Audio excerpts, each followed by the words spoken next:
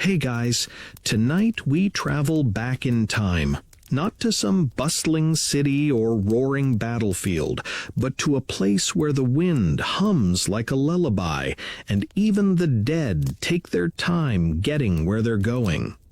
We're stepping quietly into the Icelandic countryside of the 1700s, a world of crackling peat fires, low turf-roofed homes, and softly mumbled spells tucked under pillows.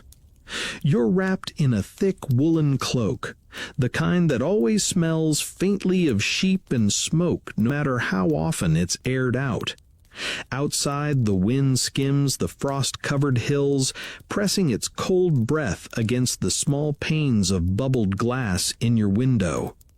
You press your hand to the wall and feel it tremble, not with ghosts, not yet, but with the groan of timber bracing itself against the Arctic air. And if you're hoping for peace and quiet, well, you probably won't survive this version of cozy. But don't worry.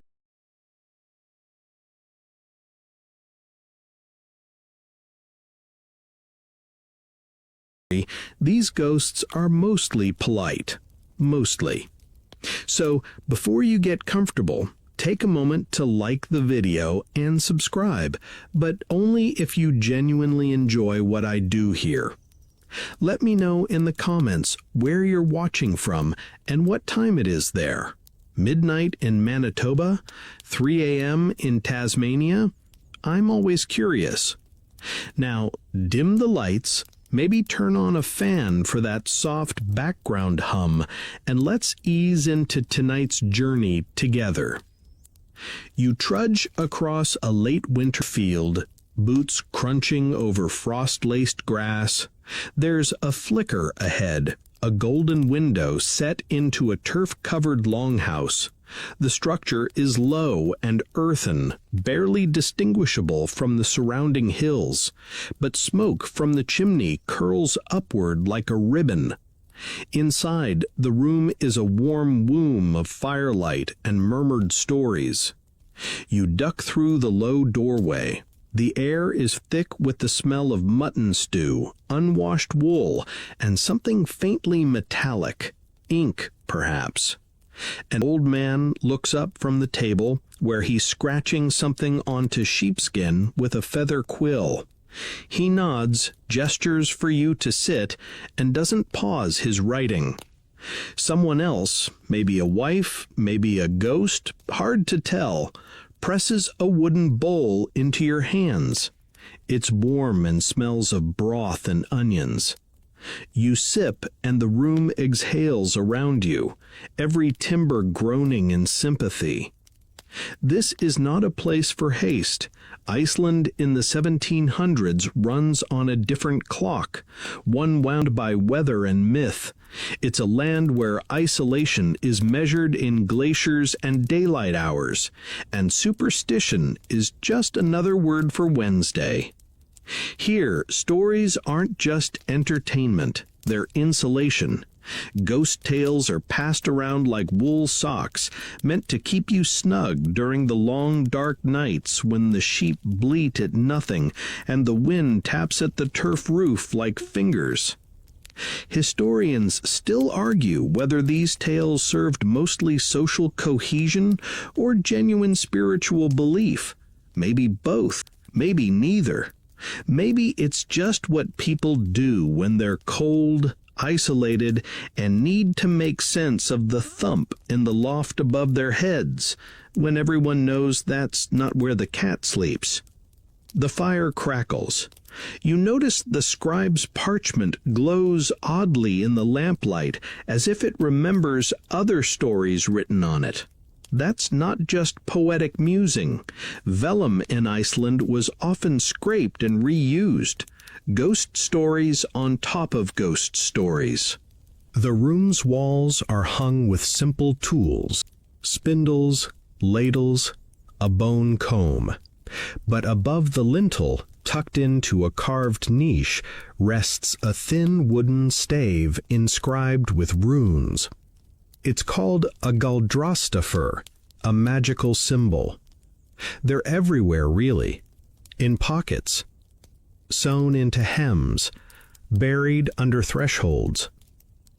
These symbols, drawn with careful ritual and often inked in blood or soot, are meant to protect, repel, or confuse spirits. And Icelandic ghosts? They're not your rattling chain moaning through walls kind. No, these are draugar, corporeal revenants with weight and smell. Some simply stare at you from the barn rafters. Others want something, vengeance, shoes, a decent burial, or maybe just to complain that no one is minding the sheep correctly.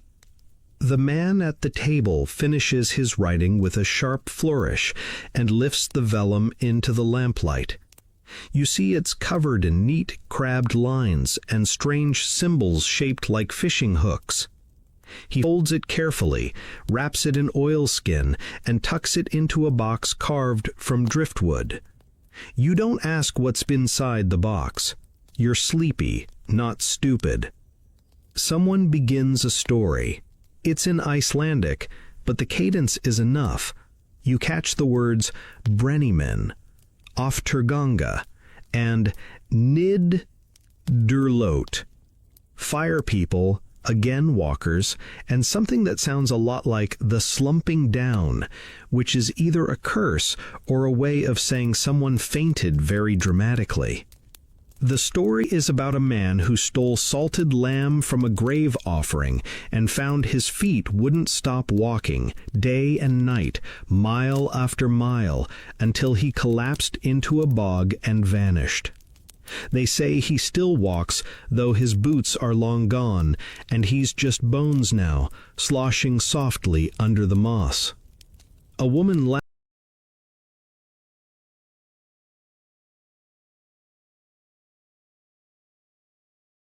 laughs, but no one joins her. The fire sputters and flares. You realize that the wind outside has stopped.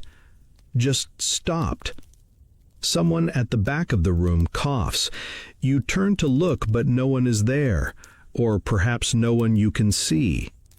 And you start to understand, really understand, that this is a place where stories live in the floorboards, in the wool, in the wind. They are insulation, yes, but they are also doors, and not all doors are meant to be opened.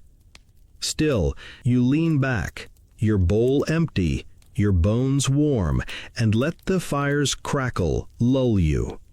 Someone hums an old lullaby, something about ravens and ringed seals, and you feel your eyes slipping closed.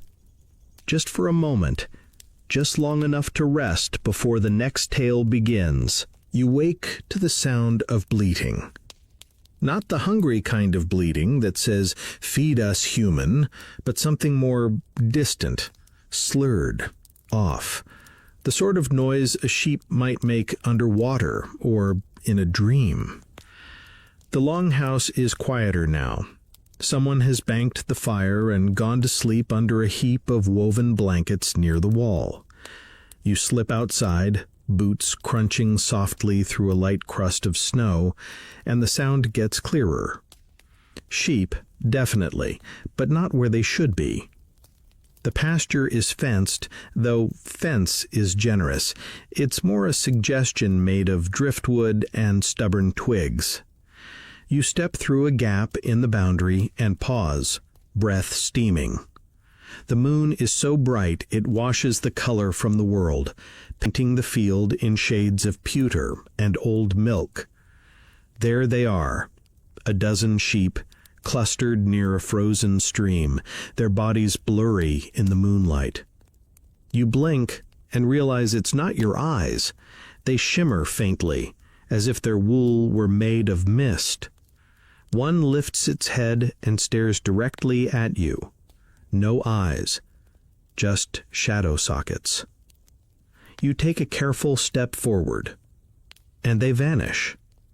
No puff of smoke, no poof, no flash, just gone like someone flipped a page in a book and forgot to write the next one. The snow where they stood is undisturbed, No hoof prints. No droppings. Just you and the wind again. This is the kind of thing that happens here. Not often, but often enough that people don't laugh it off. Instead, they tell it carefully, like a recipe. 12 sheep. Frozen stream. Moon high. Don't follow if they vanish. Simple rules. Old ones.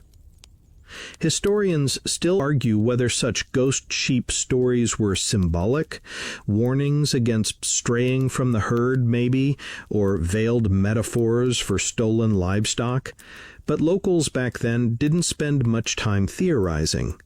They simply added a rune to the gatepost and stopped tending the stream after dark. The phantom sheep phenomenon, if you want to sound scholarly about it, is just one flavor of Icelandic draugr lore. Unlike the translucent Hollywood-style ghosts many of us imagine, draugr often appear solid enough to leave tracks, slam doors, or, yes, graze.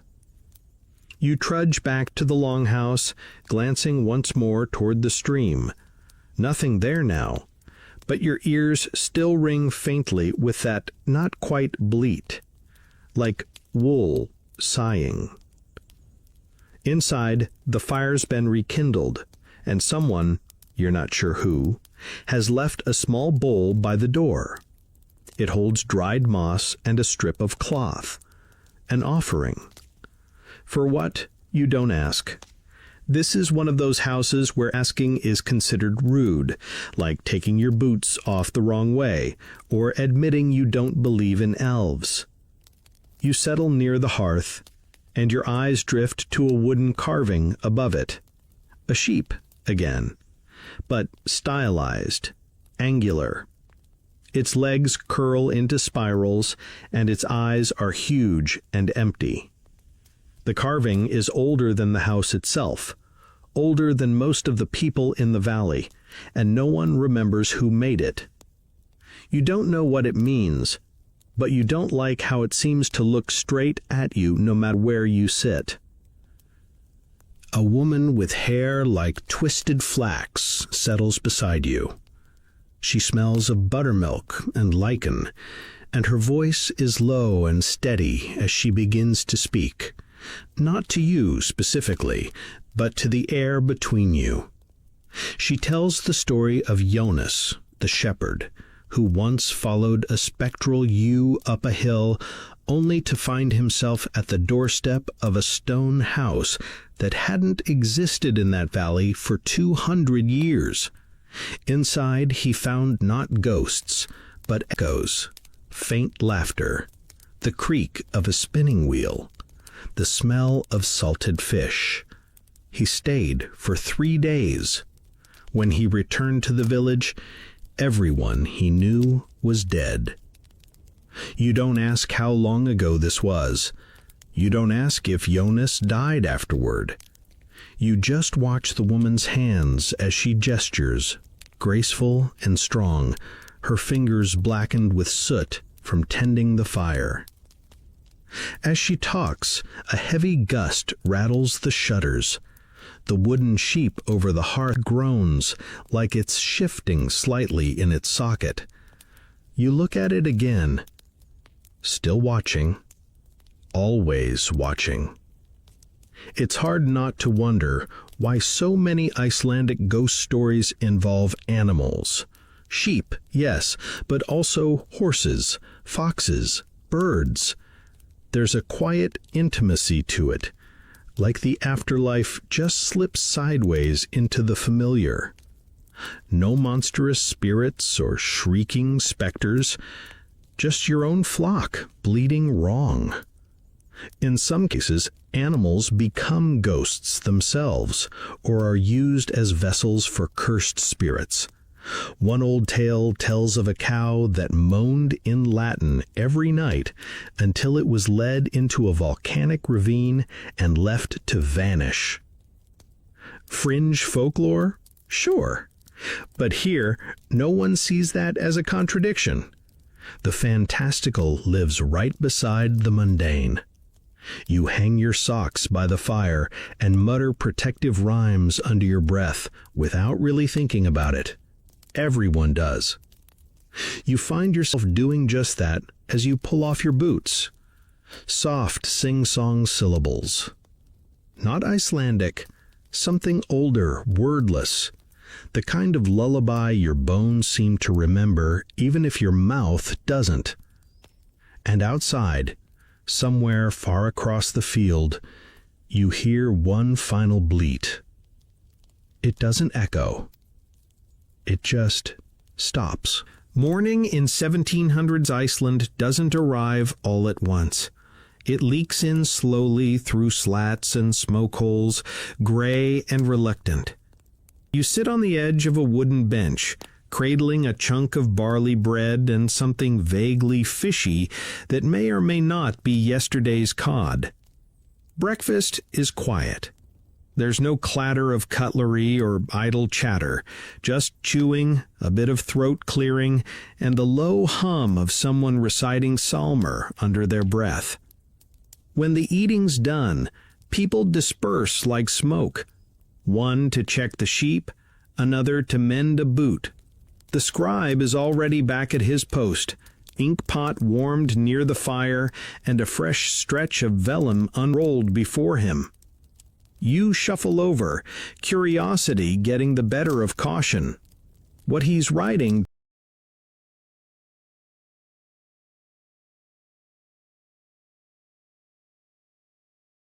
doesn't look like a letter or a prayer. It's something stranger, tighter loops, symbols tucked between words, phrases that rhyme awkwardly if you mouth them aloud. He's writing a gull-draw book, a magic book, not the wand-waving kind, but Iceland's own homegrown blend of Christianity, runes, and folk sorcery. These books were usually pocket-sized, made of calfskin or fish parchment, and kept in secret. Farmers, students, even clergy might have owned one, though officially, using them could get you fined, flogged, or, if the court was feeling dramatic, burned. But the rules out here on the edge of the habitable world are soft. The page he's working on contains a staffer, a magical stave, designed to ward off nightmares and unwanted guests. You're not sure which category you fall into, but he glances at you and doesn't stop writing, which feels like a good sign. Historians still argue whether most of these books were meant as serious tools or cultural curios. Some were copied word for word from older grimoires, others scrawled with prayers mixed awkwardly with Latin gibberish and random compass points. One particularly strange gull-draw book, discovered in a remote farmstead in the West Fjords, included instructions on how to find a thief, using only a fish bladder, a lock of hair, and the name Torfi. Scholars have never figured out who Torfi was. The ink the scribe uses smells sharp, probably a mix of soot, iron gall, and animal glue. It bites at your nostrils. That's deliberate. The stronger the ink, the stronger the magic, or so they say. Some inks were even mixed with blood, fox, raven, or even human, though that last one is likely an exaggeration passed around to impress the impressionable. You sit quietly and watch his hand glide over the parchment, steady as snow milk. The symbols he draws are dizzying, some geometric, others so organic they seem to crawl. One resembles a flower made of bent nails. Another looks suspiciously like a sheep doing a handstand. These are not meant to be understood at a glance. They're layered, coded, designed to be recited backwards, or spoken only under specific moon phases. You get the sense that the book is as much a puzzle as a tool. And it's not alone. The scribe gestures toward a corner cupboard, then goes back to his work. Curiosity pushes you toward it, and when you open the latch, you find a tidy stack of other vellum scraps, some folded into careful triangles, others rolled tight like scrolls. Most are covered in similar staves. Some are labeled, "For sudden illness," "To repel wolves," "To cause a dream of teeth." You pause at that last one. It's written in red. In the back, behind the stack, you find a tiny codex bound with twine. The cover is plain wood, but the clasp is made from a sheep's rib, bent into a hook. It opens with a dry creak. Inside are drawings of hands, eyes, and flames. The text is more chaotic here, like someone was writing during an earthquake or a very heated argument with an invisible person. One entry reads, "To see the one who walks behind the cowshed. Bind salt, soot, and 3 white hairs in a linen scrap. Bury beneath the 3rd stone from the right before sunrise. Do not watch." The last 3 words are underlined twice. You close the codex slowly, your fingers prickling like you've held something warm too long. You ask the scribe if he believes in this stuff. He shrugs. "It works," he says, "unless it doesn't." That's about as strong an endorsement as you're likely to get out here. Outside, the day is trying to be bright. You squint at the sky, which is offering a soft gray instead of its usual iron lid. A good sign, maybe. The sheep are out again, real ones this time, you think.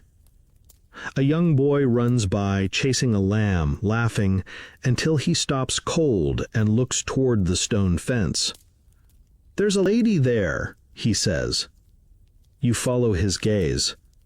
There's no one. "Tall, and she doesn't blink." You say nothing. The boy shrugs and runs off like it's no big deal, because here it's not. Even children are fluent in ghosts.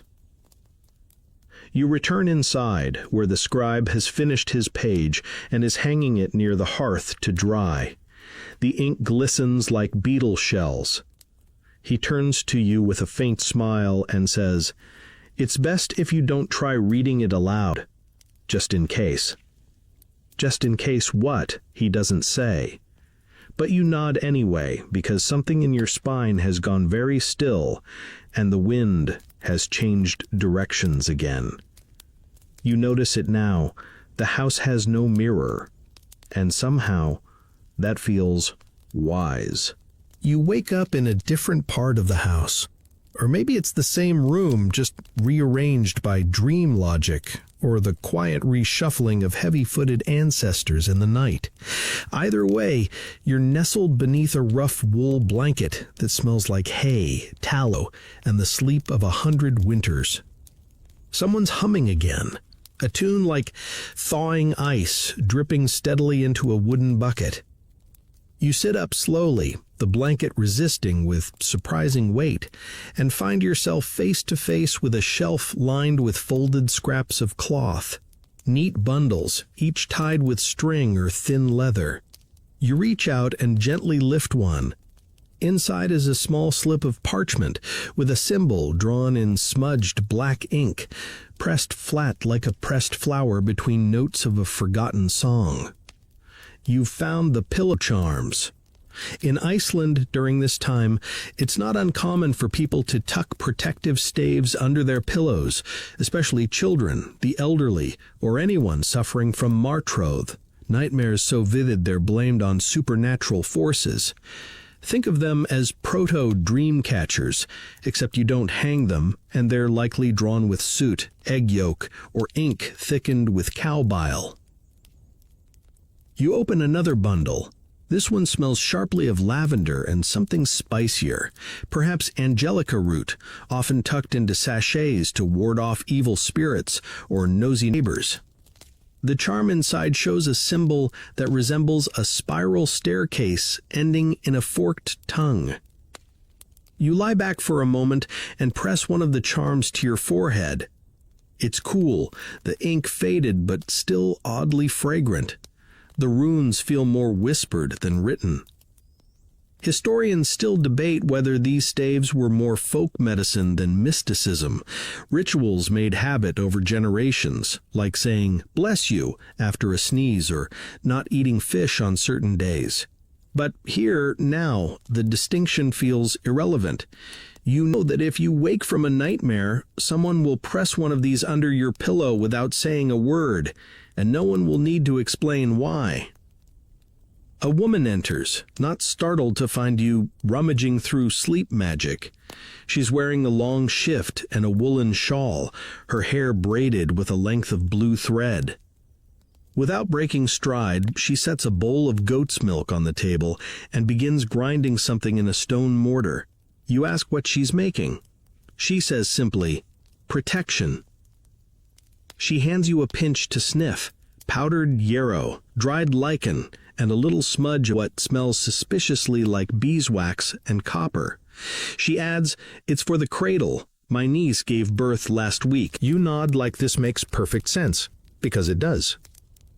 In the 1700s, Icelandic infants were thought to be especially vulnerable to the spirit world, tiny souls still slippery from the other side.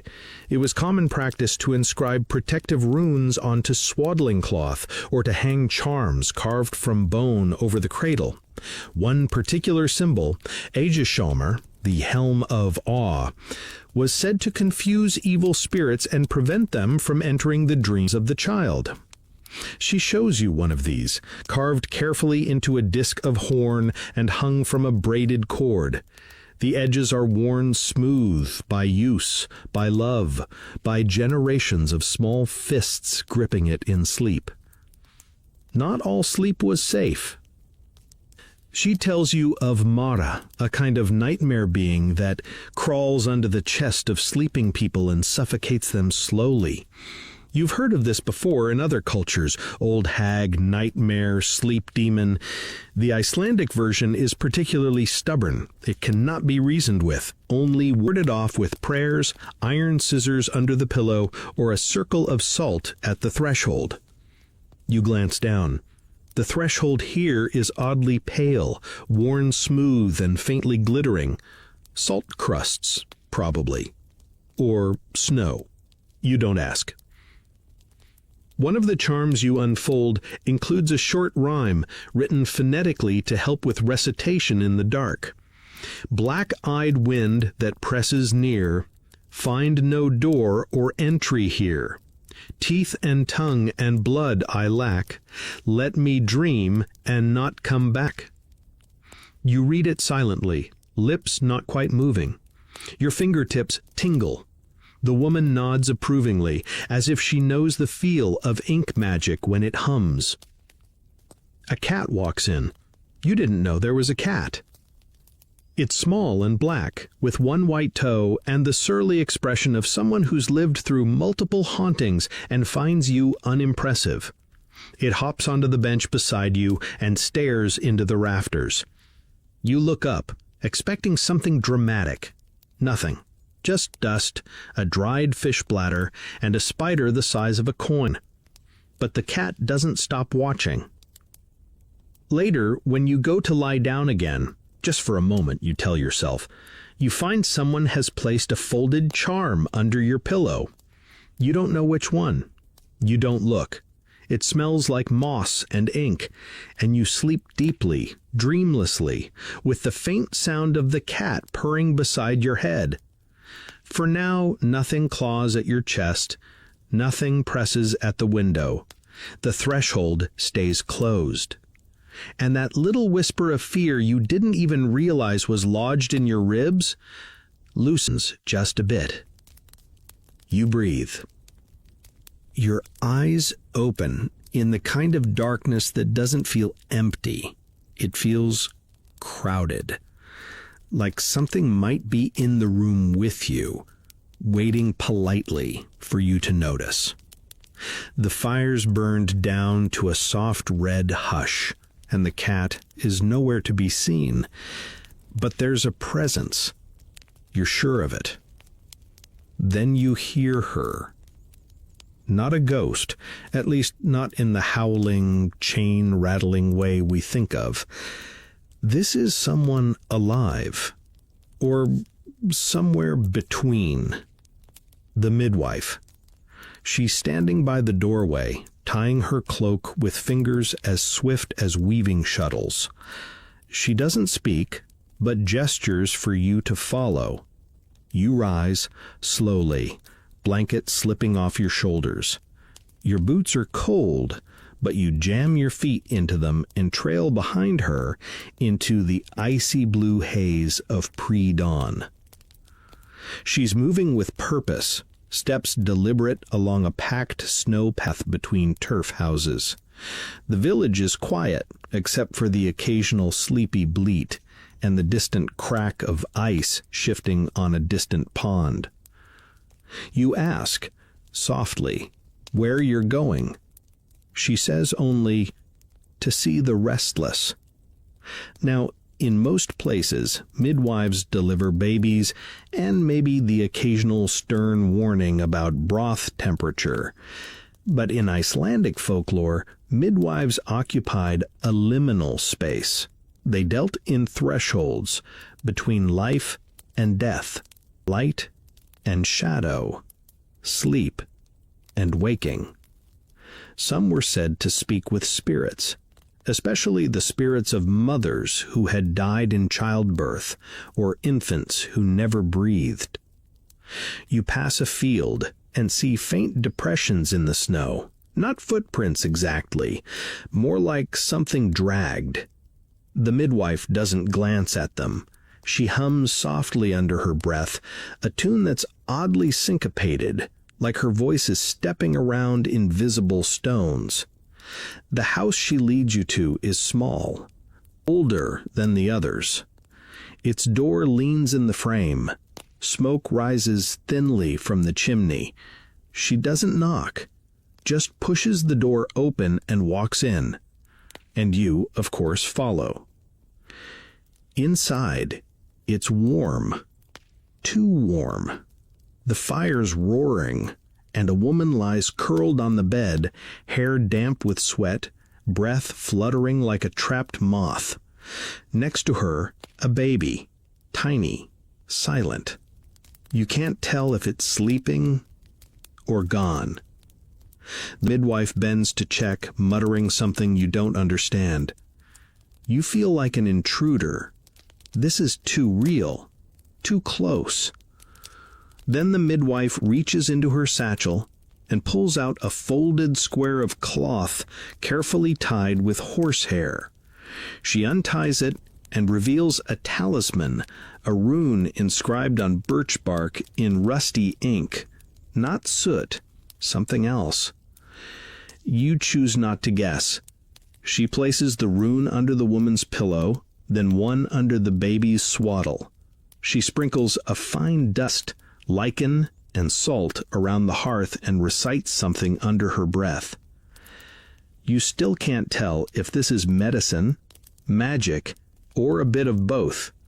Probably all three. That's the Icelandic way. Women in the village. The truth, likely, is both. There are records of midwives who were feared more than priests, women who knew the names of pain and could banish a ghost or hex an inattentive husband with the same recipe. This one doesn't look at you. She seems entirely focused on the baby now, who stirs suddenly, lets out a gurgling breath, and begins to cry. Just softly, but the sound is enormous in the silence of the room. The mother doesn't wake. The midwife wraps the baby tighter and presses a fingertip gently between its eyes, murmuring a phrase. The baby quiets, eyes open, staring at you with an expression far too old. You step back. There are stories in this region of babies who remember too much, who stare at nothing with wide eyes and speak in full sentences at 3 months. Some say they were never supposed to be born. Others say they came back from somewhere else. The midwife looks at you now for the first time. Not all who die stay dead, she says, and not all who live begin clean. You want to ask what that means. You want to ask if she's ever had to guide one of the dead back, but your throat is dry, your tongue stuck. Instead, she brushes past you, heading for the door. You follow. Outside, dawn is finally peeking over the horizon, a pale smear of color like diluted blood on a snowbank. The wind has picked up, carrying with it a low whistle that might be a distant bird, or someone crying into the hollow belly of a gully. You trudge back with the midwife in silence. She's humming again, this time in a lower key. Back at the main house, the cat has returned, licking one paw with an expression of profound boredom. You're not fooled. The midwife unties her cloak and hangs it by the door. You notice now it's lined with dozens of tiny pockets, some stuffed with herbs, others with folded charms, dried teeth, and what looks like a desiccated frog. You say nothing. She smiles faintly. "Sleep now," she says. "You'll need it. Tonight is west wind." You don't know what that means, but you nod anyway. And when you lie down again, you find someone has placed another charm under your blanket, this one shaped like a fish. The scribe's handwriting in the corner simply says, "For dreams that stay dreams."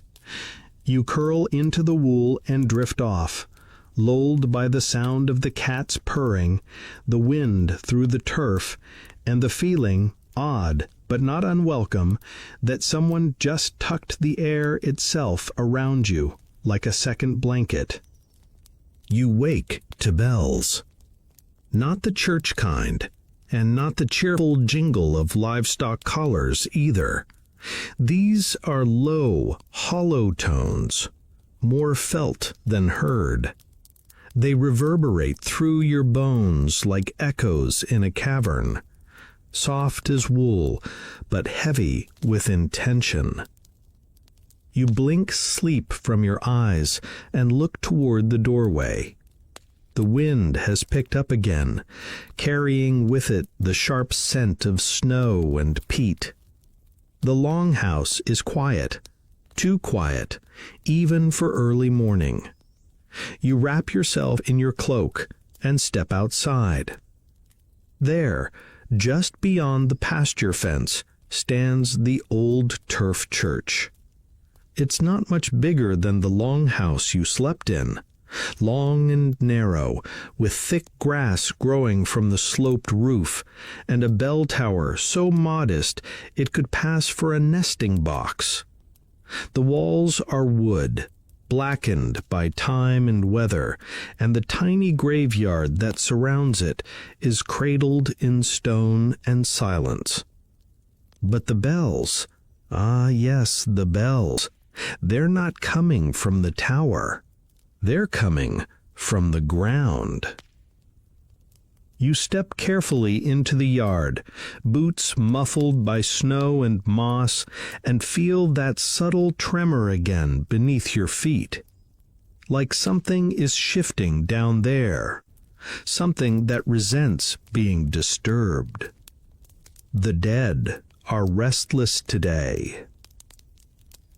In Iceland, burial practices in the 1700s were deeply entwined with belief in draugar, not just spirits, but revenants, the unquiet dead who could walk, knock, and even kill.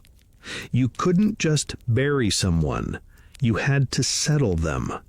That meant proper rites, proper placement, and, most importantly, the west door. You notice it now, a small door on the western wall of the church, low and narrow, barely more than a crawl space. This door wasn't for the living. It was used only once, when a body was taken out for burial. The idea was that by removing the corpse through the west door and then bricking it shut, the spirit wouldn't be able to find its way back inside. Spirits, after all, were thought to be creatures of habit. If they couldn't retrace their path, they'd wander, ideally, somewhere else. Historians still argue whether this practice was rooted more in pagan tradition or Lutheran-era superstition. But the people here didn't argue. They simply nodded, hauled the coffin low, and locked the door as quickly as possible. You approach the door now. It's sealed, all right. Stones wedged into place, moss growing between the cracks. But you swear the frost patterns on the wood form something almost like a symbol, something circular, tangled. You blink, and it's gone. A soft crunch behind you. You turn quickly, but it's just the scribe standing beside a narrow headstone. He nods toward you, then toward the west. They don't like unfinished business, he says. You ask who they are. He shrugs.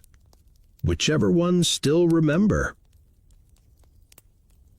He shows you the grave of a man named Håkon. Simple marker, barely legible. He died owing 7 sheep and a daughter's dowry, the scribe says. Came back 3 times. 4th time, they buried him upside down. You blink. That worked? Mostly. He still knocks sometimes. You glance around. Many of the headstones are etched with runes, some faint and smoothed by wind, others deep and angry, like someone carved them in haste. There's one shaped like a whale's rib, another wrapped with iron chain. Iron was considered anathema to spirits, especially when cold worked. Many graves were laid with iron spikes at the feet or forged nails in the coffin's corners. Some used sheep bones for similar reasons, the logic being that if you confuse a ghost into thinking it's still among livestock, it'll go back to the barn and leave the people alone. It's a very Icelandic solution. Ghost bothering you? Give it chores. You and the scribe circle the yard. He shows you where someone once carved a protection stave into the lintel over the main church door. It's mostly worn away, but the shape remains. A sort of crossbow with too many strings. This one's for stillness, he says. You trace it with your thumb if something's watching you. You try it. Nothing happens. Then again, perhaps that is the magic. Nothing happening. The scribe turns to leave, but pauses. Avoid the west stones after dusk, he says. That's when they roll. You ask, roll? He doesn't elaborate. You wander a bit longer, the wind tugging at your cloak. One of the graves, small and set apart from the others, has a carved wooden sheep on top. You think of the ghost flock from days before. A chill crawls up your spine, but not the scary kind. More like recognition. You crouch beside the grave and notice someone has left a token. A folded slip of vellum, weighted with a pebble. You don't touch it. You just sit for a moment. There is a quiet here that isn't silence. It's the quiet of things waiting. Waiting to be remembered, or forgotten, or forgiven. You stand, brush snow from your knees, and begin walking back toward the longhouse. As you pass the church again, you glance back at the west door. You'd swear the frost is thicker now, just around the edges. You don't stop to check. By now, you're starting to accept that logic takes a back seat here. Maybe not even the back seat. Maybe it's been left behind entirely, standing beside some wind-blown cairn, waving politely as your sled of strange Icelandic days clatters deeper into the uncanny. You sit near the hearth again, wrapped in a blanket someone left for you. The cat's back, curled into an impossible spiral of whiskers and smugness. The room smells of fish stew, beeswax, and old ink. Familiar now. Comforting. Someone behind you chuckles. You turn slowly and find an older man warming his hands by the fire. He has the wind-scraped face of someone who hasn't missed a storm in 60 years, and the kind of eyes that look like they've seen ghosts and invited them in for soup. He grins, revealing a gap where 2 teeth should be. "You've been out in the graveyard," he says, not unkindly. You nod.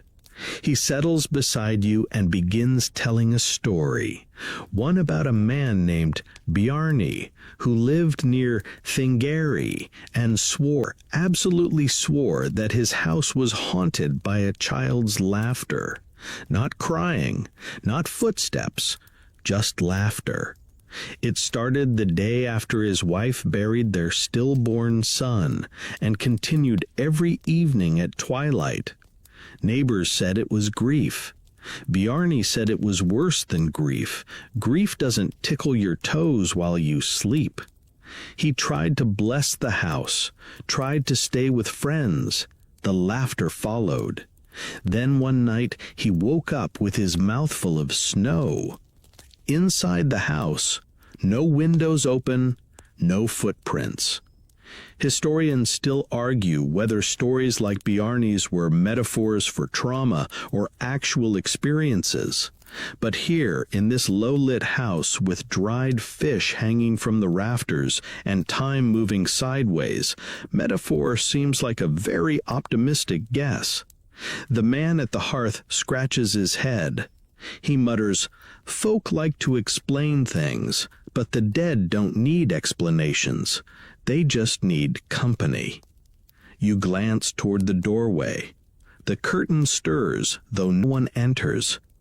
He continues, "Sometimes they sit by the fire, not to scare, just to feel warm again. You might not see them, but you'll notice the stool's been moved, or a mug left out with nothing inside it. You blink.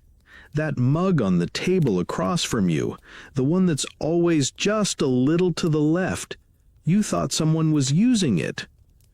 He chuckles again. "Or maybe you dreamed it." That's the phrase, isn't it? The one everyone uses here? "Þú sennilega dreamdi það." You probably dreamed it. It's Icelandic shorthand for, yes, that's terrifying and weird, but we're not going to talk about it until spring. They say it when someone swears the old man who died last winter knocked on the door asking for matches, or when a midwife finds footprints around the cradle and swears she's the only one who's been in the house. You probably dreamed it. Said with a shrug, a smile, and a slow stirring of soup. The phrase doesn't dismiss the experience, it just shelves it, files it under not urgent unless it happens again. You get the feeling this coping mechanism developed out of necessity. Iceland is, after all, a land where rational explanations are often inconveniently absent. You can't simply blame creaky floorboards when the floor is made of packed turf. You can't blame city stress when your nearest neighbor is a glacier. So you dream, or you say you did. Same result. The man at the fire is nodding off now, his chin tucked into his collar. You listen to his slow breathing, steady as wind through grass. Someone else, maybe the scribe, maybe the house itself, places another log on the fire. It crackles, sending sparks up into the gloom. You lie back, staring at the low beams above you. There's a knot in the wood shaped like an eye. You'd swear it wasn't there yesterday. The room exhales. You dream. But maybe you don't. In the dream, you're walking through the village, but everything's shifted, tilted 30 degrees to the left. The buildings lean. The sky pulses like breathing moss, and everyone you meet has faint ink smudges on their fingertips. They greet you by name. You don't ask how they know it. One woman hands you a fish wrapped in paper.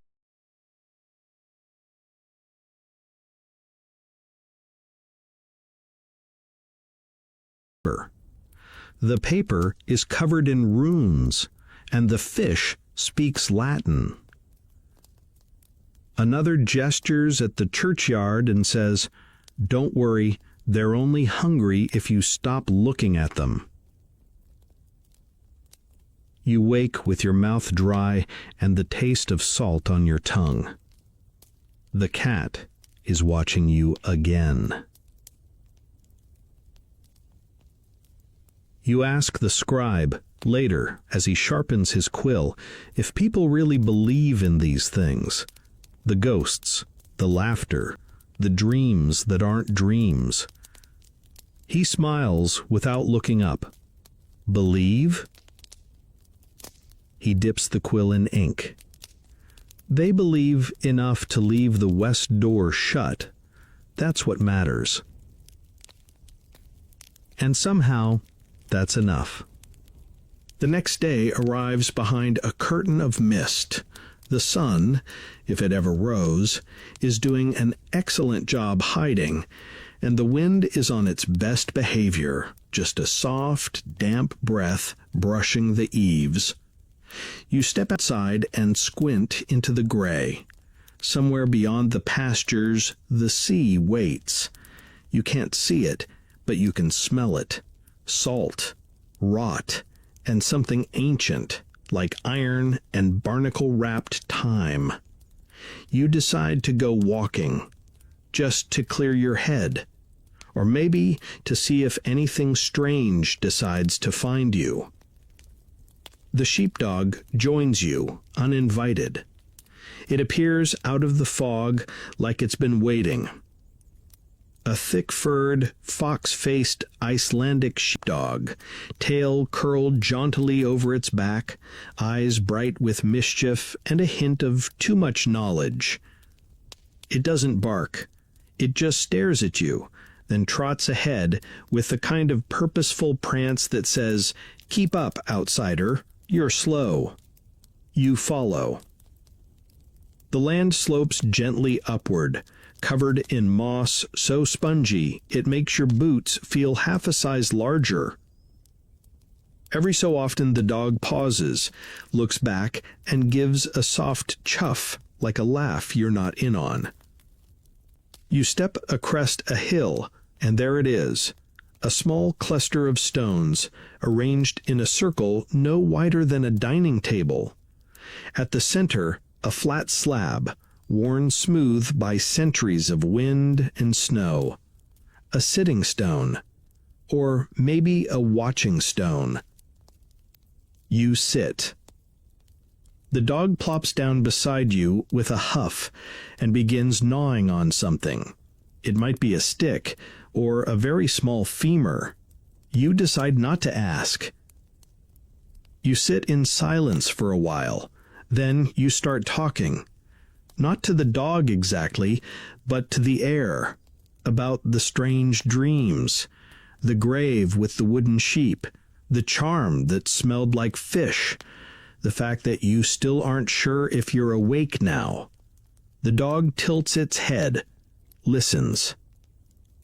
There's a story in Iceland about a woman who got lost in a fog like this.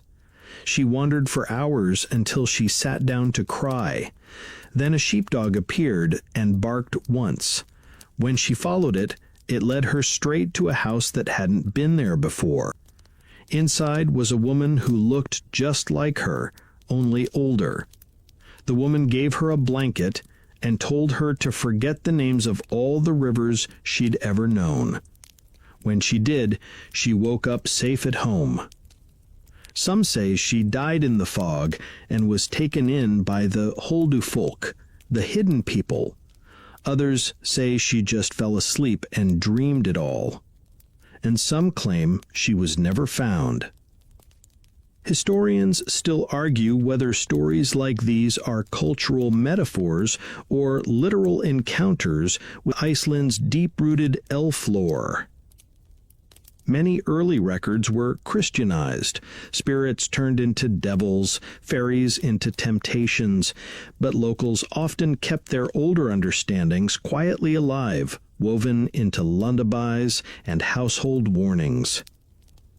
The sheepdog whines and stands. You look around.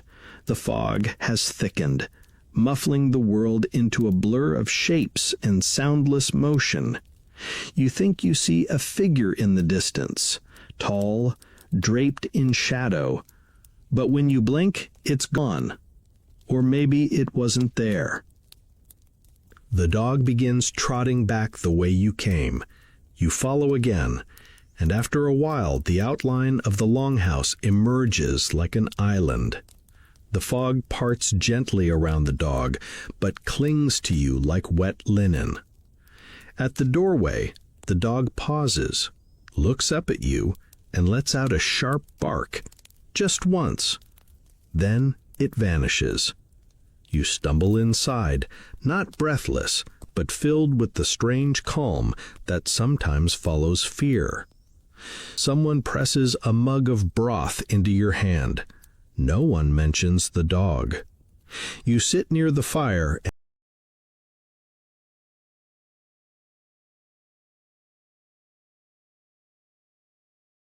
and warm your hands. Something cracks in the hearth, and a flurry of sparks dances upward, swirling into the smoke hole like tiny fireflies chasing forgotten prayers. You lean back. Later, someone asks where you walked. You say you aren't sure. They nod, unfazed. You went with the dog, someone murmurs, and that's enough of an explanation. After dinner, bread and fish again, because it's always bread and fish. Someone brings out a folded parchment and unrolls it carefully across a table. It's a crude map of the valley, hand-drawn, with little symbols that look like birds, flames, and something like a potato with antlers. The scribe taps a point on the map. "Here," he says, "where you sat." You nod. "There's a story there," he adds, "but it only tells itself when the dog approves." You ask what kind of story. He just grins. You'll know when it starts rewriting itself. You sleep uneasily that night, not out of fear exactly, but anticipation, the sort that prickles your skin and whispers, "Something noticed you today, and it didn't decide yet if you're a guest or a mistake."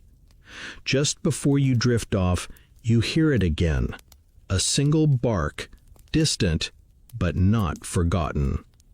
By now you've learned not to question the contents of cupboards, But when someone asks if you'd like to see the old library, your curiosity stirs like a cat stretching in a sunbeam. You follow the house's elder, an ageless woman named Sigrun, with sharp eyes and gentler elbows, into a side room you didn't know existed. It's small, dark, smells like lanolin, dried ink, and a faint whiff of dust that's never had a broom taken to it.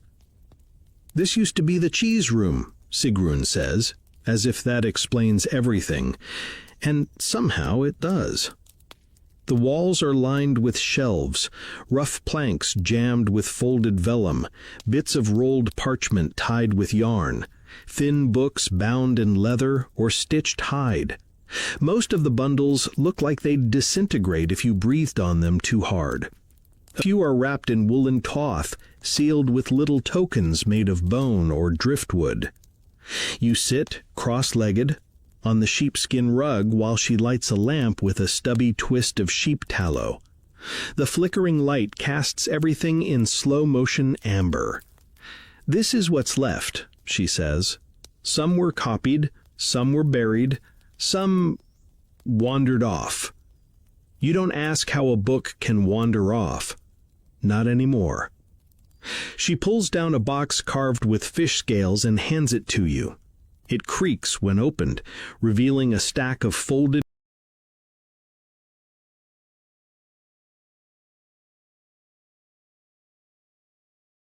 grimoires, some as thin as your palm, others bulkier, with thick stitching made of horsehair and small tokens sewn into the spine, beads, teeth, a fish scale, what might be a bit of volcanic glass.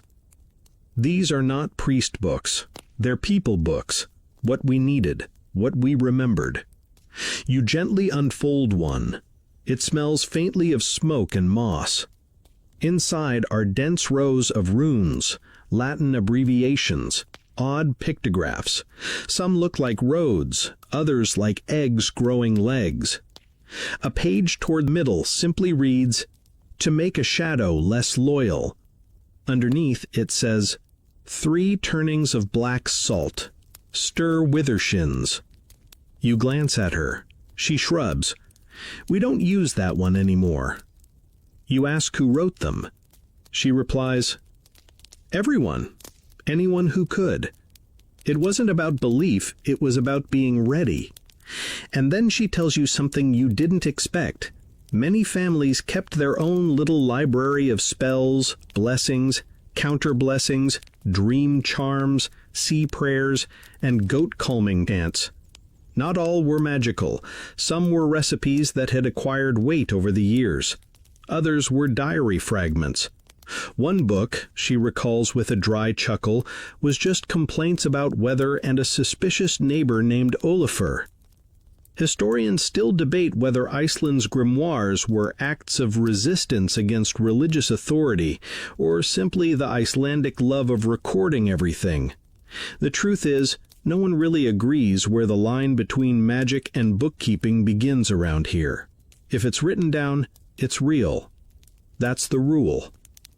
You find one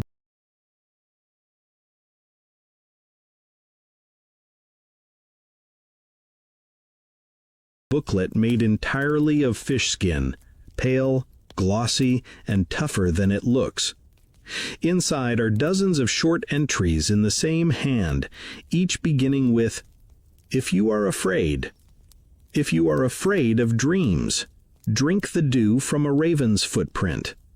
If you are afraid of bells ringing without cause, sleep with a spoon under your bed. If you are afraid without knowing why, hum until someone joins you." You hum, just to see. No one joins you, but Sigrun smiles faintly. There's a warmth in the room that doesn't come from the fire. She opens another volume, larger, water-damaged but lovingly reinforced with bits of waxed linen, and shows you a stave you've never seen before. It's shaped like an hourglass melting into a wheel. "This one's for forgetting," she says. You stare at it. "To forget what?" you ask. "Depends," she replies. "Some used it after plagues. Some after love. Some after seeing something that wouldn't go away." The book creaks as she closes it. "Books like these are stories," she continues, "but not the kind you tell aloud. You keep them folded, whispered, passed down with bread recipes and how to properly insult a raven." You laugh, until you realize she's not joking. Before you leave, she hands you a tiny scroll tied with red thread. "Don't open it," she says. "Just keep it close in case you need to remember something you haven't learned yet." You nod. Tuck it into your pocket. The room feels fuller now, as if the books are aware you've met them. They'll remember you, maybe for a long time. You step back into the hearth room, and the warmth hugs you like an old coat. Someone's stirring stew. Someone's mending a sock. The cat is asleep, tail twitching. The scroll presses lightly against your chest through the fabric of your shirt. You can't read it, but you already feel like you understand it. You're sitting near the hearth again, because where else would you be? The house creaks softly with the wind, and someone's humming a tune that only has 3 notes, repeated endlessly. You almost don't notice when someone places a box on the table with a bit more force than necessary. The cat bolts. Everyone else glances at the box, then goes very still. It's not a large box, maybe the size of a folded cloak, but it radiates the sort of energy you associate with deep caves and unspoken promises. The wood is dark and dry, carved with tangled staves you don't recognize. The clasp is made of bone. Not carved, not decorated, just a lamb's jawbone, naturally hinged, locked shut with what looks like sinew. Someone murmurs, "That again." You don't ask what "that" is. You know by now. The scribe approaches. He doesn't touch it. "It always comes back," he says, "every few years, sometimes with a new page, sometimes with one missing." You stare at the box. It doesn't seem dangerous, just deeply inconvenient, like it knows things you're not ready to ask. You half expect it to whisper. It doesn't. You ask what's inside. The room hesitates. Then the midwife answers from the doorway. "A book that never forgets." Of course it is. She approaches, unfastens the jawbone clasp with a movement so smooth it's clearly been done before, and opens the box. Inside, lying on a bed of dried moss, is a small codex. Bound in dark leather, its cover bears a rune shaped like an eye, surrounded by 4 fish. It smells faintly of mildew, ink, and something sharper, like struck flint. The midwife flips it open and shows you a page. "To bind a voice that speaks in dreams." Below it a stave that spirals inward like a whirlpool. The ink is deep blue, not black. Next page. "To open the eye of the house." You glance at the rafters. Next. "To weigh the soul of an animal." The accompanying sketch is of a fox with wings. You ask who wrote it. The scribe answers, "We all do, slowly." He explains, the book doesn't stay in one place. It moves, from village to village, from farm to fjord. No one knows who made it first. Every generation adds to it or subtracts. It records stories that want to be remembered, and forgets those that shouldn't. One time, it disappeared for 12 years, returned in a box filled with moss and a single sheep's hoof. Historians still argue whether this was a known tradition, some sort of magical community ledger, or just folklore given form by isolated families longing for connection. There are scattered references in letters and diaries, usually referred to as kvered, the booklet, always in lower case, like it didn't need further introduction. The codex isn't organized. It has no table of contents. Some pages are upside down. One is sewn in sideways with twine. One page contains nothing but the phrase, "You shouldn't have looked back," repeated 10 times in 10 different hands. You ask if anyone's ever tried to destroy it. The midwife shrugs. "Someone did once," she says. "Set fire to it. It didn't burn." You ask what happened. The scribe answers, "The cows walked into the ocean the next morning." Right. You ask if it's cursed. They look at each other. "No," says the scribe. "Just temperamental." A girl with braids brings you a page from the codex, loose and crumbling, placed carefully on a wooden tray. On it is a drawing of a house, not this house, but one like it, hovering above the ground, supported by legs shaped like those of a goat. The text beneath reads, "When the hearth breathes, don't answer." You look at the hearth. It seems perfectly normal, crackling, warm. You imagine leaning too close and hearing it inhale. You ask what happens if you answer. No one responds.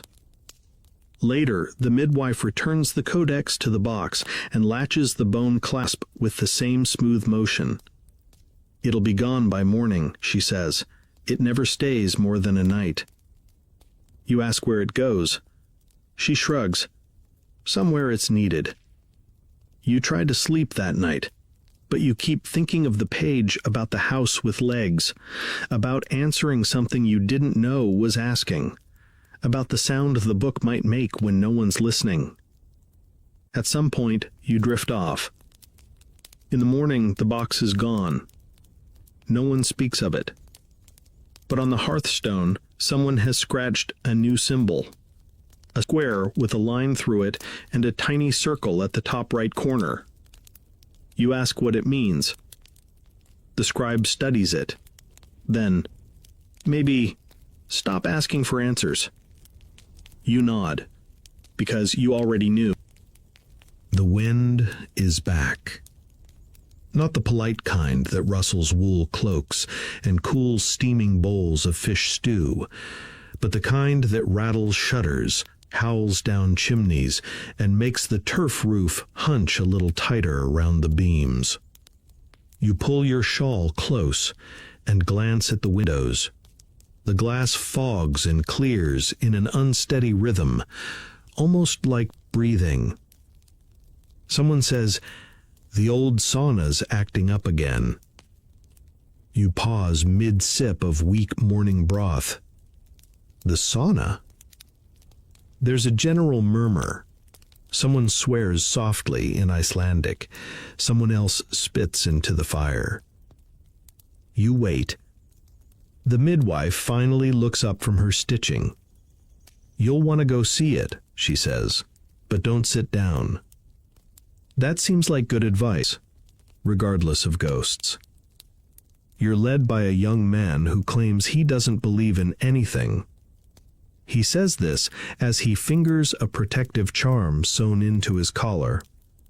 "Just to be safe," he mutters, as if safety is the same thing as disbelief. The walk isn't long. The sauna, or badstova, is a squat stone structure near a thin stream, half sunk into the earth, like it's trying to go unnoticed. The roof is turf, of course, and the doorway low enough to encourage humility. You duck inside. The heat hits first, not unbearable, but the kind that feels like it's already been used, thick, almost heavy. There's a smell beneath the steam.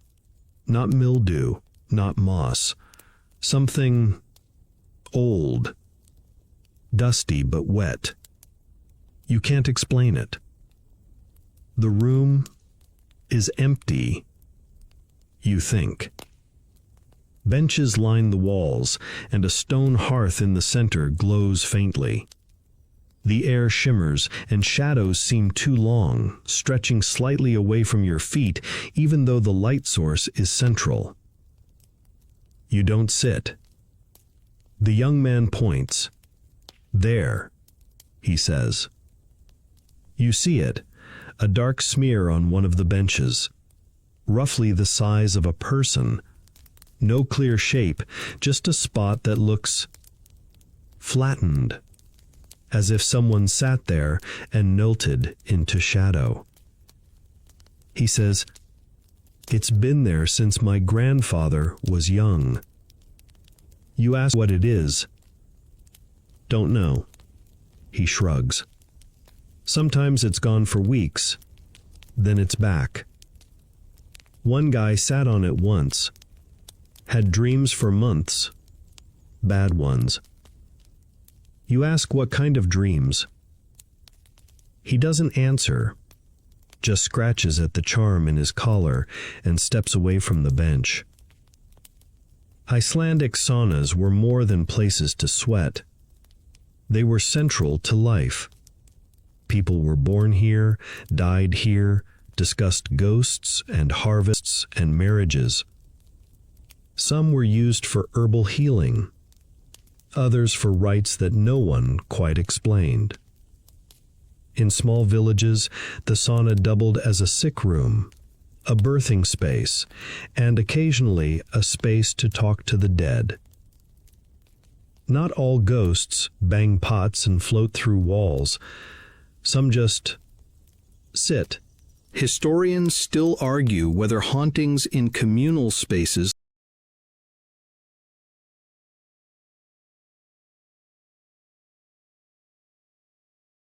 like saunas were psychological, atmospheric, or simply a side effect of a dozen people breathing strange stories into stone walls. But this one feels personal. The young man clears his throat. Sometimes people hear breathing, not theirs. You don't laugh. He steps outside, and you follow, glad for the bite of cold air on your skin. The sauna seems to watch you go, the shadow still visible, still waiting. Back in the longhouse, you sit by the fire. Someone ladles stew into a wooden bowl. The cat is nestled on the bench beside you, tail tucked, eyes half-lidded. A safe moment. Until someone brings up the ankle-grabbing ghost. They call it crackles, which literally means hook foot, a spirit that lingers near doorways and thresholds, invisible until someone passes barefoot. You glance down. You're wearing socks.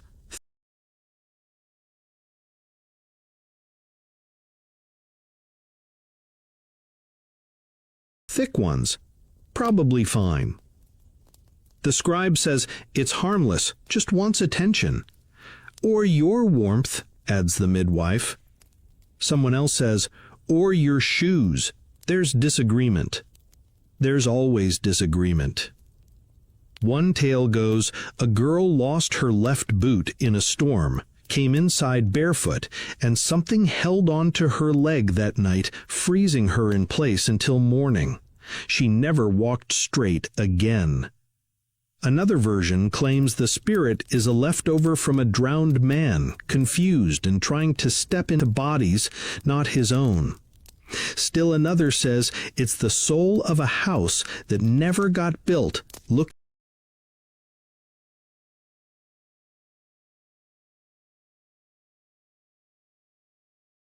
for a foundation. You lean back carefully, tucking your feet up under your blanket, just in case. That night, you sleep lightly, dream flickering like candlelight behind your eyes. And somewhere, maybe real, maybe not, you feel something brush your ankle, cold, hesitant. You don't move. The charm under your pillow warms slightly, like breath on your neck. In the morning, your socks are damp. You don't ask why. You're beginning to learn rhythms of the house, the way someone always stirs the stew counterclockwise, the habit of laying 3 stones across the door before dusk, the unspoken rule that if you hear your name whispered at night, you do not answer, not unless you're very sure who's doing the whispering. This morning, however, begins with something new. The priest arrives. You don't hear him come. One moment the house is just firelight and breakfast noises, and the next he's there, tall, pale, wrapped in a dark wool coat with silver buttons shaped like seeds. His boots are caked with turf. His hands are red from cold. His eyes? You can't quite pin them. They don't blink often enough. He's not the fire and brimstone sort, more smolder and steam, calm, slow-spoken, the kind of man who waits for silence instead of demanding it. Everyone greets him respectfully, not warmly, not coldly, just carefully. You learn his name is Paul. He's here for 2 reasons. Someone is ill, and someone suspects a haunting. Or both, he says mildly. The difference is often academic. You walk with him later, as he visits the house of the sick boy. The family greets him with a strange blend of reverence and exhaustion. The child, pale and twitchy, lies under a heavy quilt. His eyes dart constantly, like he's watching insects only he can see. The priest listens, checks the pulse, murmurs prayers in Latin and Old Icelandic. Then, without ceremony, he asks for a bowl of cod liver oil. They bring it. He adds something to it from a pouch. Herbs, maybe. Or ash. The boy drinks, immediately coughs. But his eyes still. His breathing slows. The mother weeps. The father won't meet the priest's gaze. Later, you ask him, was it illness? Paul shrugs. It might have been fever, or fear, or something hungry. You pause. Something? He stops walking. Some sicknesses aren't meant for the body. They start in the margins. In the parts of us that touch memory and dream and other people's secrets. You don't understand, not fully, but you nod. You're getting better at that. Icelandic priests in the 1700s were often folk healers by default. Medical training was rare, and out here the line between prayer and potion blurred freely. Some priests were openly skeptical of hauntings. Others kept private books of counterspells tucked behind the psalter.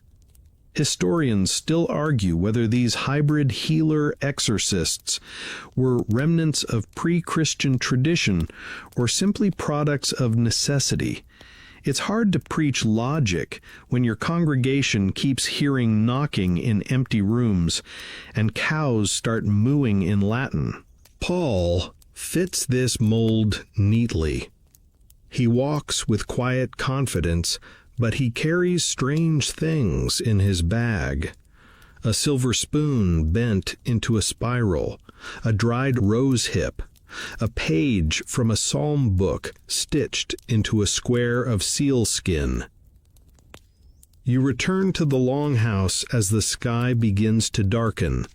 Someone has lit the lamps early. The cat watches the priest carefully, its tail flicking with slow suspicion. He notices. "Ah, a judge," he says, smiling. You ask what he means. "Cats know what's been touched," he says. You find that comforting, and a little unnerving, too. That night, someone asks Paul to bless the house. He agrees. The ceremony is simple. A prayer. A drop of oil on the hearthstone. A line of salt across the threshold, which he then gently sweeps inside the door, not out. You ask why.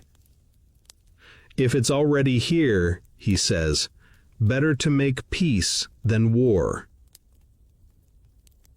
Later, over warm broth and dark bread, the conversation drifts, as it often does, to ghosts. One story gets shared in low voices, of a woman named Bryndís who died during a harsh winter, buried hastily beneath a collapsed barn. They never found her ring. For months, people claimed to hear her voice asking, gently, "Have you seen my hand?" She never appeared, just the voice, always the question. Eventually, someone found the ring, not under the barn, in the priest's well. It was returned. The voice stopped. Paul listens, but doesn't comment.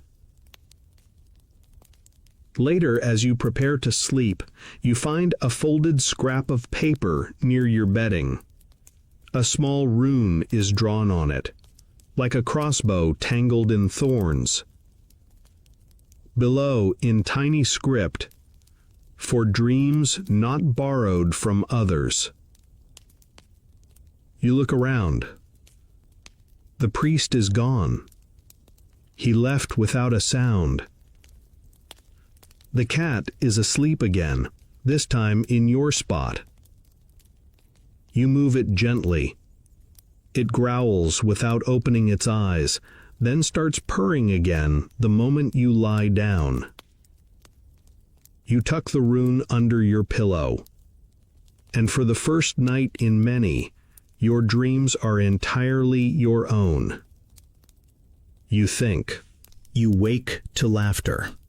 Not the high, sharp kind of children, or the deep, exhausted chuckles of adults who've survived yet another winter, but something in between. A laugh that feels misfitted to its mouth. Crooked. Too loud for the room it's in.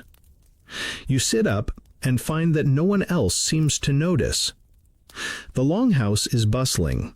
Someone's mending a cloak near the fire, someone's grinding dried fish into meal, and the cat is busy wrestling what may be a very unlucky vole under the table. Life, as usual, hums forward. But you still hear it, faint, behind the walls, that laugh. Someone notices your face. The girl with the twin braids leans in and asks, very casually, "Did you read from the wrong page?" You blink. She grins. That's what happens when someone says the words without knowing where they end. And just like that, you're pulled into the tale of Aslog and the unfortunate love spell. It's a favorite among the younger folk, not for its romance, but because it's so spectacularly ill-advised. Aslog, according to village memory, had a crush, and access to her grandfather's grimoire. You can already see where this is going. The spell she found wasn't one of the sweet ones, not a charm to spark interest or nudge fate at the midsummer dance. No, this one called for a pinch of ash, a drop of blood from something too young to speak, and 3 whispered promises before dawn. She cast it anyway. It worked. Sort of. Her love became obsessed, followed her everywhere, couldn't sleep, couldn't eat, spoke in riddles, sometimes in a voice that wasn't quite his. One morning, he was found standing in the stream, repeating her name in a voice that sounded like laughter, but laughter that had been taught the wrong way.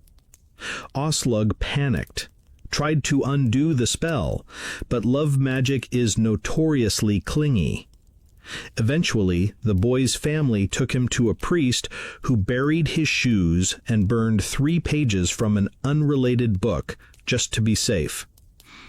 He recovered slowly, stopped talking backward, forgot her name. But the laughter never left the stream.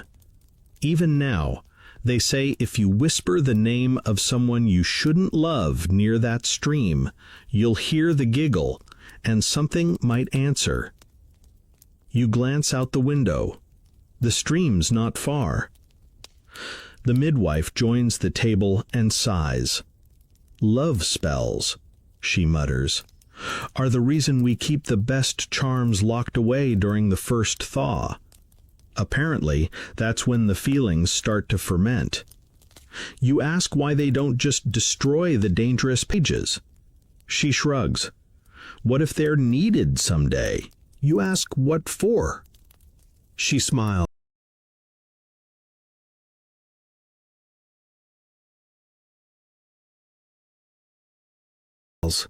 Same reason we keep venom in jars, because sometimes you need something that bites back.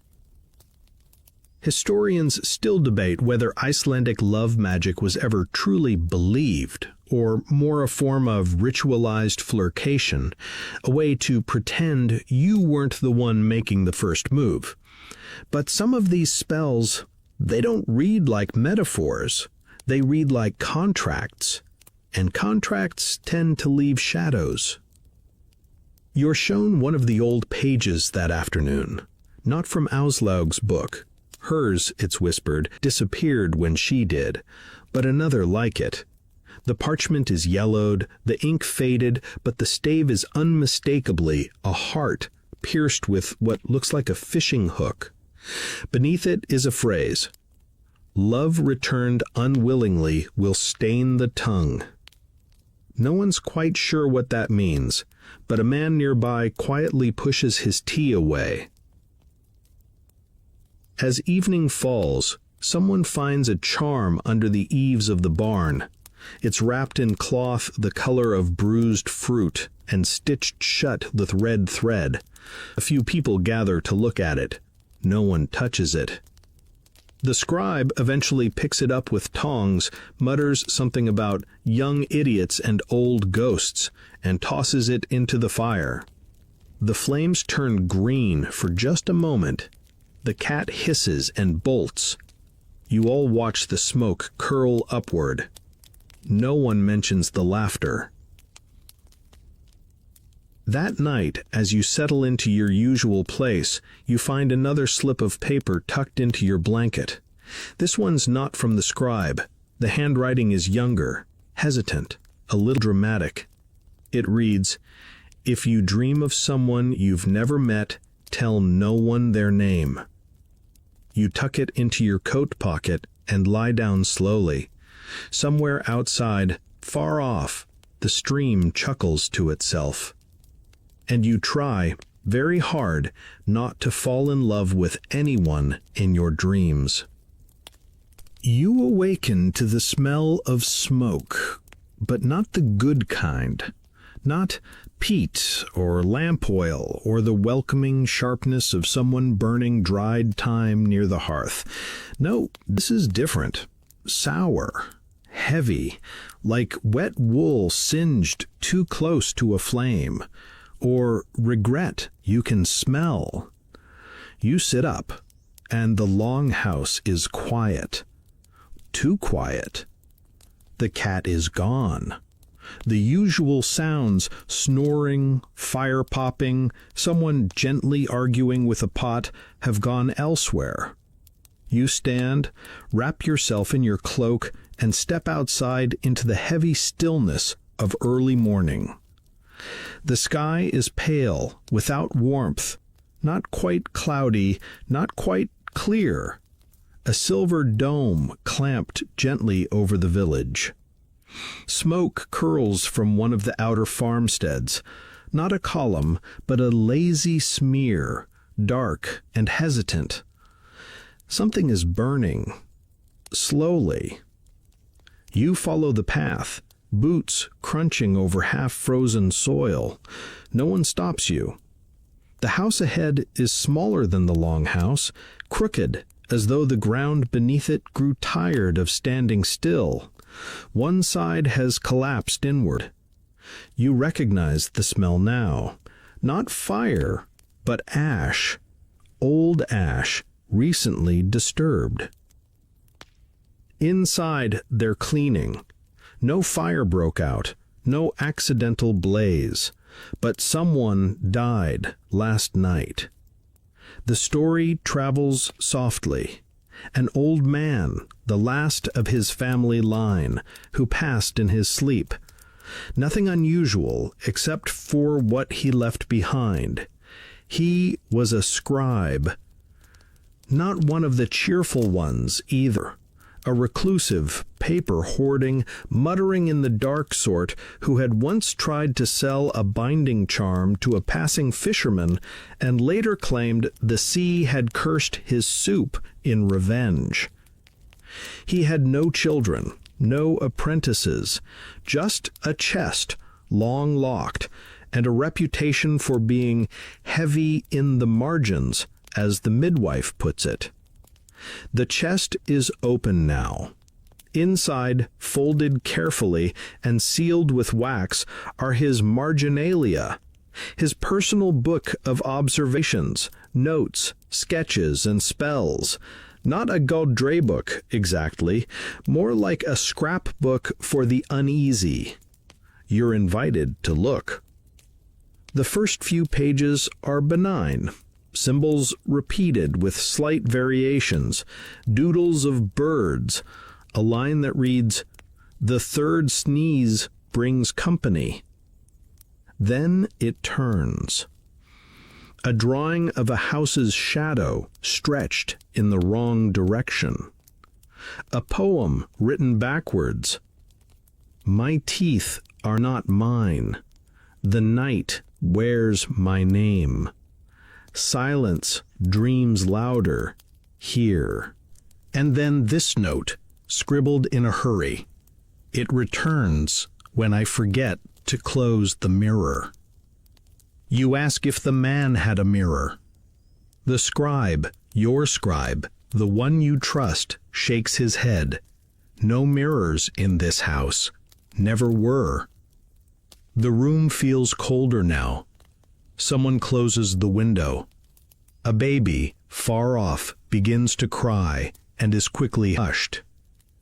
Historians still debate whether marginalia like this was artistic, delusional, or a form of encoded knowledge meant to survive clerical censorship. In Iceland, where literacy outpaced most of Europe at the time, writing was a kind of magic on its own, a way of binding the slippery and naming the unspeakable. This scribe's final entries aren't frightened. They're calm, observant. He writes of seeing someone else's shadow in my room and hearing my own cough before I make it. Then his last page. A quiet death is only quiet because it whispers before. You step back from the chest. Someone wraps the papers in linen. They won't be burned, but they also won't be copied. They'll be stored, for reference, for context, for something. You return to the long house in the quiet hour before dusk, the hour where the light fades, not in color, but in confidence. You find your bedroll as you left it, except now there's a single line of black thread placed across your pillow, not sewn, laid. No one mentions it, but you don't move it. That night your dream is thin and quiet. A man sits across a table from you. He has your hands, but not your voice. He asks if you've been writing anything down. You say no. He smiles. That's good. It stays smaller that way. When you wake, The thread is gone, but the smell of ash lingers, not strong, just enough to remind you that some stories don't stop when the scribe does. They wait for someone else to pick up the quill. You rise early, though you're not sure if you ever really slept. The long house is still and blue with morning. No firelight yet, just the thin breath of dawn bleeding through the slats. The cat is perched by the door, tail flicking slowly, watching something that isn't there.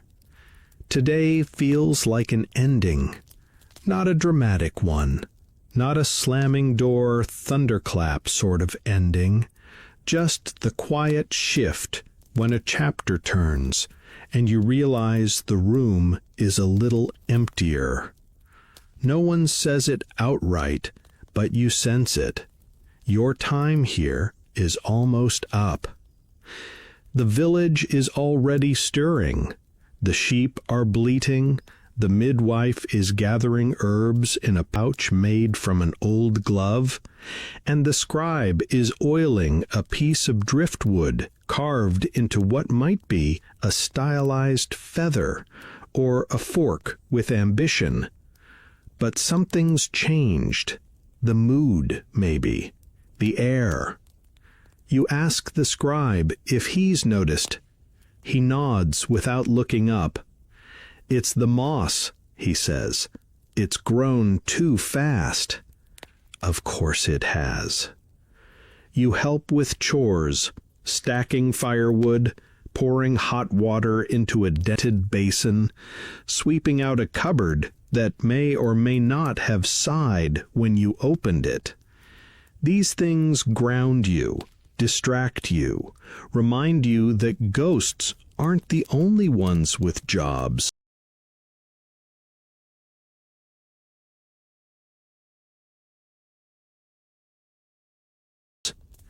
But still, you feel watched. Not by anything sinister, just noticed. And when Sigrun beckons you from the far field, you go.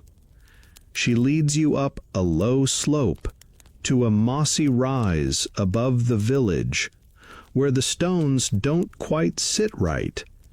You realize you've passed this spot a dozen times and never seen it. A small circle of standing stones, faintly etched with runes worn to the memory of meaning. "This is where stories rest," she says. You ask what she means. "Not people," she clarifies. "Not bones. Just the things we can't carry on anymore." She steps inside the circle, kneels, and places a folded charm on the ground. Then, just as gently, she takes one from beneath a stone, a bit of old parchment wrapped in oiled cloth. She doesn't open it. Sometimes we leave things, sometimes we take them back, depending on who we've become. She offers you a choice. If you have something you don't want to keep, now's the time. You think of the dreams, the laughter, the rune you never opened. You reach into your pocket, but your fingers come out empty. She smiles, as if she expected that. Then you've already passed it on. On the way back down the hill, you ask who first made the stone circle. She says, probably the same people who learned to whisper before they learned to talk. Some stories just need a shape to settle into. That night, the longhouse feels quieter than usual. The fire burns lower, the bread is denser. Even the cat curls up with less ceremony. Someone offers you one final drink, sweetened milk with a bit of moss honey stirred in. You take it. You don't ask what it wards off or invites. You're not afraid now. Before bed, the scribe gives you one last gift: a small square of cloth folded around a dried leaf. It's for travel, he says, of the body or the mind. Use it if you ever forget which is which. You nod, and as you lay down, tucked under that same slightly too heavy blanket, you feel the weight of goodbyes that aren't spoken. They're just breathed. Folded. Stitched into the seams of your cloak when you weren't looking. You sleep. And this time, the dreams are slow. Soft. Moss-colored. The wind outside is gentle now, a steady hush across the fields and rooftops, brushing the windows like a lullaby hummed by the hills themselves. The fire has died down to glowing coals, pulsing in the hearth like the steady rhythm of sleep, slow, warm, and sure. You lie there, wrapped in the weight of wool and old wood and quiet stories. There's nothing in the room that doesn't